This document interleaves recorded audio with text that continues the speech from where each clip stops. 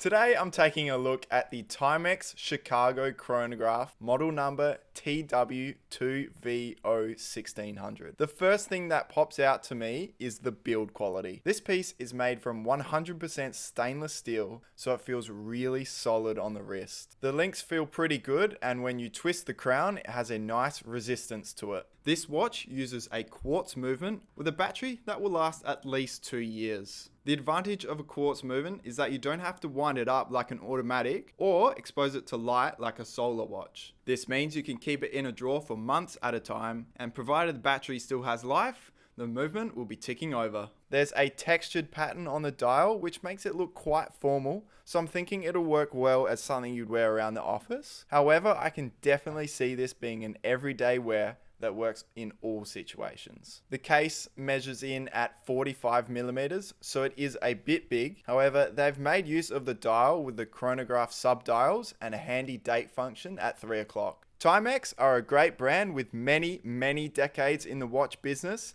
so you know you're buying a quality watch when you buy Timex. If you like the look of this watch, you can head on over to watchdepot.com.au and browse our full range. There's a bunch to choose from, so you're bound to find one for yourself.